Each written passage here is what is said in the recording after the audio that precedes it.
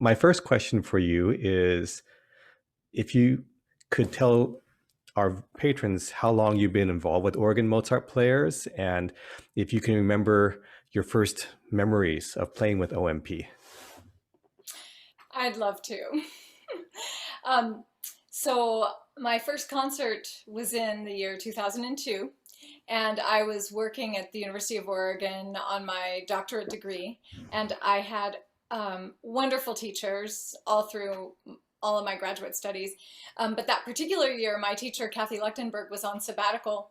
And so I was working with Elisa Park, who had come in from Los Angeles to cover Kathy's studio for that year. And I said, there's this audition happening, and I have no idea if I have any chance of getting it, but I just want to prepare it and learn all that I can from doing this audition. And so she worked with me for an hour on my audition excerpts, and she goes very calmly, Alice, you need to be ready because you might win this. And that was sort of unthinkable to me because, you never win auditions. You take 30 auditions and then you might win one. But anyway, she just said it in this very calm voice. And I thought, oh, there could be winning, like that could be a thing that's involved here. So that was a really super happy experience to actually, prepare an audition well, win an audition. And then there was the, getting to work with a group that was actually undergoing quite a lot of change at that time. The music director was on his way out, the development director was leaving, the executive director was leaving. So I joined super enthusiastically into a group that was in a bit of upheaval. And, since that first season, I would just say everything has just kept growing and improving all along the way. And things are at a really exciting, wonderful moment artistically now, even with COVID. We're, Kelly, you're still innovating and thinking of creative ways to work around whatever the challenges are and still make great music. So it's unusual, isn't it, to have an outgoing music director audition a concertmaster, in essence, for whoever is coming in. Right. That's true. But there was a whole committee, as there always is. And apparently the consensus was so clear that they didn't even have a finals. We had a whole final round prepared, and they just decided not to even do a final round. So we've just talked about a little bit about your history with OMP. Now, maybe our patrons don't know that we have a history. Right. So when I came back home from San Francisco Conservatory, coming home to Eugene was such a great, it was a treasure trove. What I found at the School of Music when I got back from those 3 years in the Bay Area, because the school had hired Kathy Lechtenberg, and they had also hired, well, it wasn't official yet, it was an interim position, I think, or instructional position, but soon we're to hire Mark Van Skewek for the early music and musicology department, which was a huge score. And then there was this young, super enthusiastic undergraduate pianist that Dean Kramer told me about, who might be willing to play my violin repertoire for free. Because as a low budget graduate student, you needed people who could play super hard repertoire, and you didn't have much money to pay them. And so Dean Kramer recommended Kelly Kuo, who was a senior doing his undergrad degree, and he was like, oh yeah, he practices like 20 hours a day. You're gonna love this guy. And so I thought, okay, I need to do exciting things while I've got Kathy to help walk me through how to learn them, how to practice them. And so everything I proposed to Kelly, like the Janacek sonata for violin and piano, which is really hard for the piano too, or Beethoven sonatas, he was just like, thumbs up, let's do this. Brahms, I think we played some really great pieces. Definitely. It's been a long time since I played something for free. Well, some of our patrons, I'm sure, will notice that you have not been seen in our videos from this season so far. And they might be a little curious as to why that's happened and when they might expect to see you back. I had some calcium deposits and some bone spurs and things that were not actually necessarily related to violin playing. Could be more genetic, but anyway, I had quite a lot of bony stuff that was compressing the bursa, and I was ultimately without that nice fluid filled sac of the bursa that makes everything nice and movable in your shoulder. So I had been playing in pain for about a year and a half and just doing life in pain. Couldn't really raise my arm up without pain. So I talked with the surgeon, Matthew Shapiro, who's on the board of the Eugene Symphony. And when we first consulted, he was like, oh, you don't have to do anything about it right away. We can give you a cortisone shot. There are ways we have of, and physical therapy. There are ways, you can sort of stretch out the life of your shoulder now because you're a busy person. You've got, you play so much, and this surgery is a long recovery period. And then we looked at each other a month later. After COVID, it was clear that COVID was going to be shutting down things for a while. And he said, I think this might be the time because it's at least a 6-month recovery period. And he goes, I've got 3 pitchers from the Eugene Emeralds who are going to do their shoulder surgeries right now. It's kind of the time to do it. So you have time to heal. So, it is healing. It is a long process. It's still not 100% comfortable, but I am very optimistic about, keeping up with the PT and building up strength again. And I have to hand it to Kelly and Darren and the board and Mozart players because, most things really were canceled all of fall term in Eugene anyway. We had our spike of COVID when the students came back home in September. And so, most arts organizations did not do even recordings all through the fall. So I didn't think we would be doing it either with OMP, but I'm so happy that you guys were able to do it and that we hired the wonderful new violinists that we were able to hire, the fall of 2019, and that Jenny Estrin was able to step in and serve as concertmaster. All of that it's been so great to watch happening. And I really look forward to stepping back in myself. And when would that be, Alice? I know that we have just finished a recording project, and this video will be in anticipation of the release of that project. Can you tell a little bit about your role in that project and maybe the meaningfulness of the piece that you are involved with? Yeah, I would love to. So the Mozart piano quartet in G minor was a piece that was one of those pieces on my bucket list. I'd actually never played it, always wanted to play it.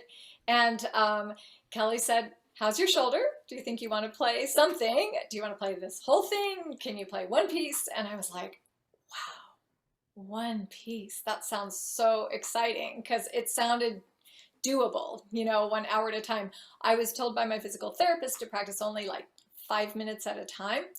So that's all I had really done. It's pretty short stints. And so that was the inspiration for increasing those times little by little to more playing, just building the endurance again. And so it was actually really hard work to even play for an hour of rehearsal or 2 hours of rehearsal. Felt very big and really fun and just like super exciting to be. I mean, just from the first moment, our first read through at rehearsal, we read the first minute, we hardly talked. We were like, hello, so great to see you. Dun, dun, dun, dun, dun, dun. Like no real intro. And then we played it and then we finished the first movement. We just kind of stopped and thought, that was so satisfying. Just turn on the microphones now. No, I'm just kidding. It wasn't that perfect, but it was that much fun. It was like, okay, we're ready. We want to play. We want to share this.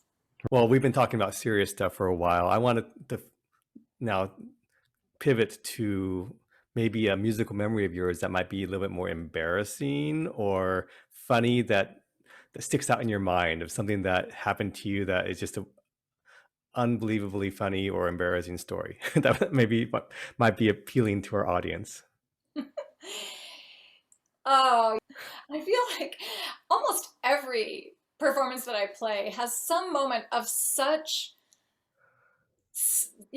unworthiness, like not measuring up to what it should be. And that seems like to be almost a daily experience. So it's so unremarkable. Like, oh, brother, did I just really do that klutzy thing with my, left pinky or my my bow? And oh, that's just on a regular basis. But I can tell you kind of a nifty story that's that maybe is a little unusual, which is that in my family, I haven't said anything about my wonderful mother who got to teach in District 4J in that golden era from 1972 until 1995, maybe. Trying to remember, yeah, 71 to 95. Anyway, she spent all those wonderful years in District 4J. But by the time everyone in our family was required to learn to, sing and in fact hold our own part in a canon, by the time I was 4 years old and my sister was 3, we were expected to, they were like, okay, honey, my mom was like, okay, honey, you come in third, and I'm 4 years old and I'm like, okay, hey, home, nobody home, meat, nor drink, nor money do we own, right? And like, you needed to hold your own part. And so that's what we called it. It's like, it meant being able to hear those others around you, but staying so focused and, just even trying to get that vocal control when you're 4 and 5 years old. So that's the one thing I've never doubted is my musical ear, thanks to my mom. Like all the good stuff is from those early years and from my mom. The inferiority things come from my own, lack of focus in my 20s. But anyway, so my mother heard this piece of music by it'll come to me, something dog. Anyway, she learned it at some conference and it's called Nero's Expedition. And it is a six-part canon with some very groovy intervals. You have to like sing augmented seconds and things that, where you don't quite expect them. And it's hard to count. You have to hold long, long notes for 5 beats. And she worked on that for years. And the pinnacle of our family singing, like our Christmas carols, the pinnacle moment is when my sister and I are in about 3rd and 4th grade and older brother and sister are in high school. And mom and dad, so all 6 of us, there were 6 people in our family. So that's why she had this goal. And all of 6 of us held our own part in Nero's Expedition. And we made this recording and on some rickety old tape, but we still have it somewhere. And so I could play it for you, but anyway, it's about Nero's expedition that traveled up the Nile and got stuck in the reeds and ended up in the Suit of Nubia. And it's just like, with sort of this exotic and fanciful text that, we thought was really cool. Some people dream of having their own basketball team in the family or a baseball team, string quartet. You have a 6-part canon. Crazy canon. Amazing. That's a great story. Is there anything that's on Alice Blankenship's bucket list that you want to share with us?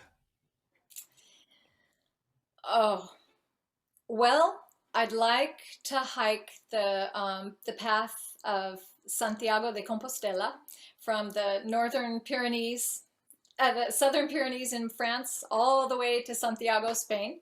I would like to play the Schumann Piano Quartet.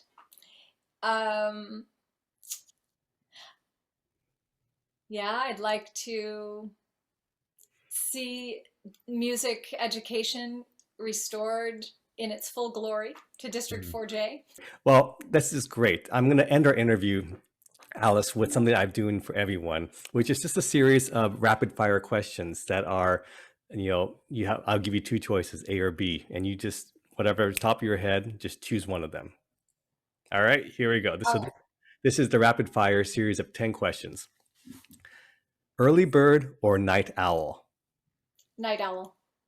Coffee or tea? Tea. Breakfast or lunch? Lunch. Summer or winter? Oh, so hard. I would have always said summer, but I love winter now because I've relearned to ski. Ooh, that's a popular thing these days is skiing. We're Okay, all going trying to on. appreciate the snow. Okay, moving on. Cats or dogs? Hmm. As pets or in the wild? Non-specific. Cats Oh, or dogs? my dog. Oh, I admire them both. I would say wild dogs and domestic Dogs. pets. Okay. Planes or trains? Trains. Sun or moon? Oh, hmm. Moon. Being a night owl, that doesn't surprise me. Beach or mountains? Oh, both. Mountains. Sweet or savory? Savory. Rolling Stones or Beatles? Beatles. Yes! It's been 100% Beatles in all these interviews, so you are definitely part of the cool crowd now.